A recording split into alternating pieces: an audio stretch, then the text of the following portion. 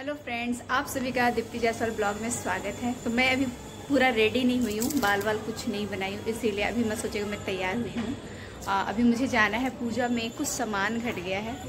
बारिश इतनी हो रखी है ना कि इतनी बारिश के मौसम में साड़ी पहन करके फिर मैं पूजा के लिए जो सामान घटा उसको लेने के लिए जा रही हूँ। तो डर लग रहा है कि नीचे कहीं साड़ी खराब ना हो जाए।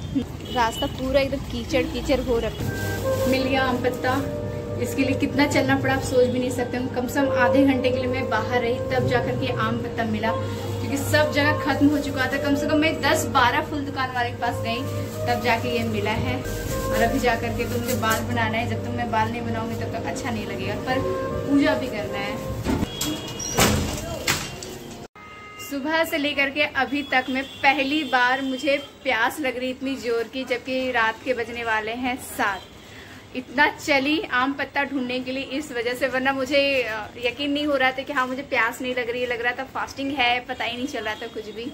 और मुझे भी बाल बनाना है, भाभी बाल बनाएंगी। अभी तो वो अपनी रेडी हो रही है और बहुत ही सुंदर उनका साड़ी लग रहा है। मुझे भी ऐसा एक साड़ी चाहिए इस टाइप का, कितना प्यारे लग रहा है ना। जब तैयार हो जाएगी तब मैं दिखाऊंगी। बाल मेरा बन गया है और ये बाल मैं नहीं बनाई, ये तो आप भी समझ गए होंगे, क्योंकि मुझे बनाने तो आता नहीं जुड़ा। तो ये बनाई है भाभी, और भाभी बहुत ज्यादा सुंदर लग रही है। इनको भी देख लीजिए कितनी अच्छी लग रही है ना, लग रही है अच्छी। इन्होंने मेरा बाल बनाया। अभी तक हम लोग का पूजा स्टार्ट ही नहीं हुआ है, बस पूजा करना है और कुछ नहीं करना है। और हम लोग को क्या करना है, अपने हस्बैंड का इंतजार। तो हमारे हस्बैंड यहाँ नहीं है। आप सोच रहे होंगे कि मैं कहाँ आ गई, तो मैं अपने घर से थोड़ी सी दूर अपने फ्रेंड के घर आ गई हूँ। अकेले करवा चौथ मनाना ना बिल्कुल अच्छा नहीं लगता। कोई एक साथ में हो तो अच्छा लगता है, कथा वगैरह सुनने में। आ गए आप, तो साइड हुई है, मुझे आपके बगल में बैठना है। एक्चुअली क्या है ना, रेड कलर में कभी आप मुझे देखे नहीं ना। नहीं, रेड नहीं है, इस तरह का रेड नहीं है। और ये इस कलर में ये मेरी पहली साड़ी है। इससे पहले मैं ये कलर की साड़ी कभी पहनी नहीं। और पूजा हो चुका है, क्या हो गया, भाभी बिजी हो गई अपने बच्चे के साथ। वो थोड़ा सा परेशान करा, उसको भूख लग गया है बच्चे को। क्लिप से उसको ये कर दो ना, क्लिप से उसको डाल। नहीं, रहने दीजिए। नहीं, यहाँ एक क्लिप लगा दो, ये टिका रहेगा। नहीं, रहने दीजिए ना। अभी बस चांद को देखना है, व्रत तोड़ना है, अब फटाक से सब कुछ चेंज करना है। चांद निकलेगा कितने, आपको टाइमिंग दिया है चांद निकलने का? मैंने तो देखा नहीं। चांद निकलने का टाइमिंग का पता नहीं है, क्योंकि कह नहीं सकते। 2 दिन से इतनी बारिश, और बारिश की वजह से मैं हाथ में मेहंदी नहीं लगा पाई। सोची कि मैं मेहंदी लगाने जाऊंगी, तो यहाँ पे क्या होता है, रोड किनारे लड़के लोग बैठे रहते हैं मेहंदी लगाने के लिए, लड़कियां नहीं होती।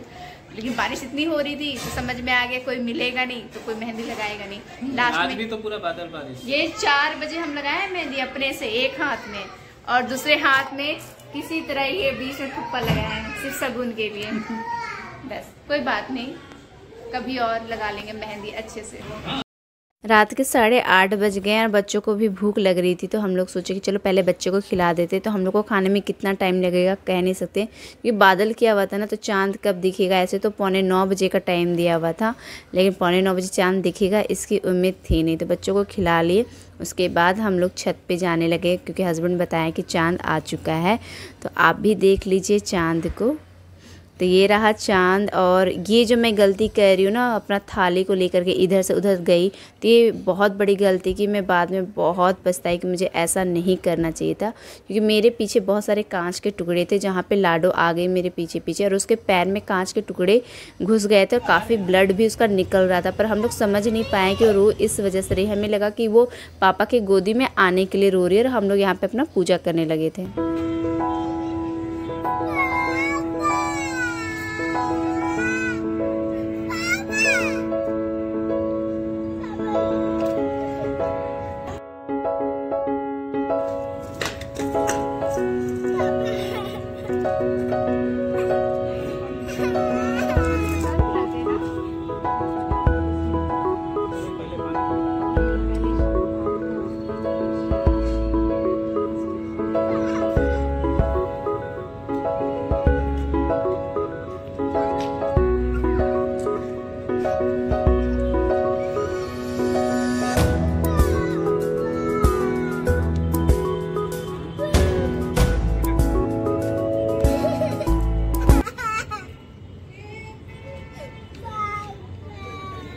ले रहे हैं उसको रो रही है, उसको देख।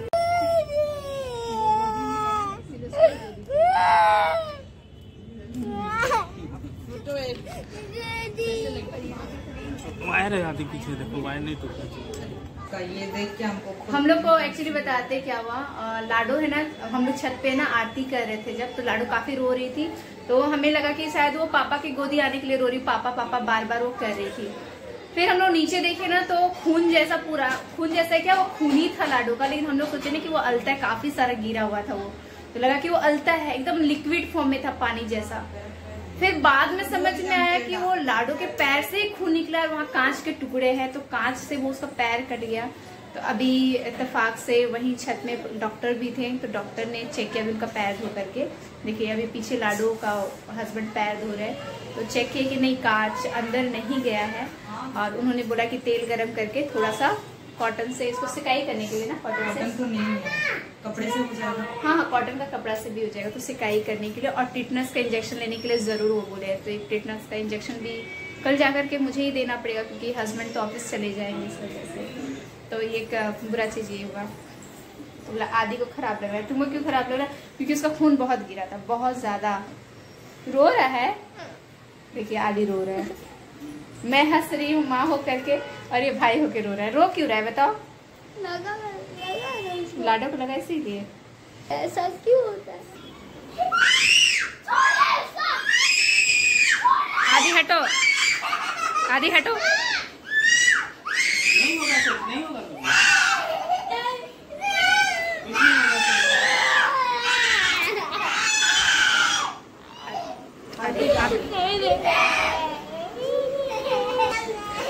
तो मेरे को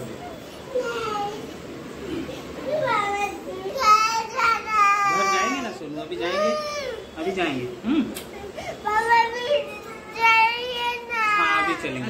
हल्दी डाल, हाँ ये हल्दी, इससे ये दर्द नहीं।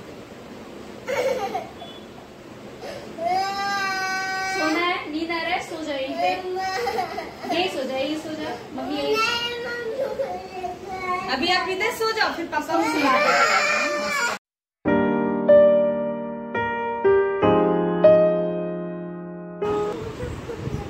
भूख लगा है, लड्डू खाना है। अब नहीं, बस खा लो।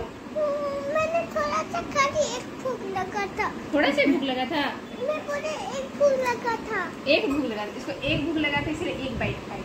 भाभी इतना मेहनत से चाय बनाई है, वो चाय कोई पिएगा नहीं ना तो भाभी को बुरा लगेगा। स्पेशली दूध आया चाय बनाने के लिए 10 बजे रात को। कितना बज रहा है? 10 बज रहा है। अभी हम गरम करके खाना खा लेंगे ना, अभी लाते गरम करके।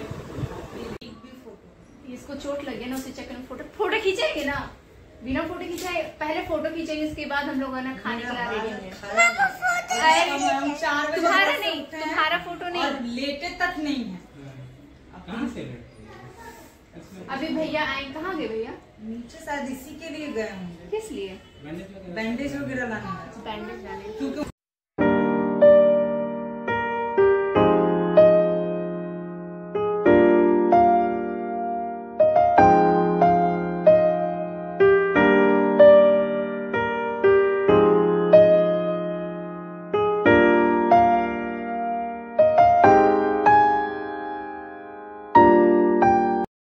लाडो का मूड सही हुआ चॉकलेट खा के।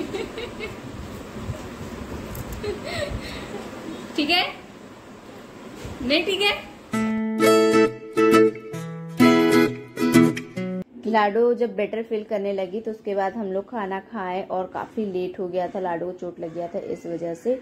तो हम लोग यहाँ से निकल चुके हैं, दीवा से ट्रेन पकड़ के डोंबिवली के लिए लोकल ट्रेन पकड़े हैं।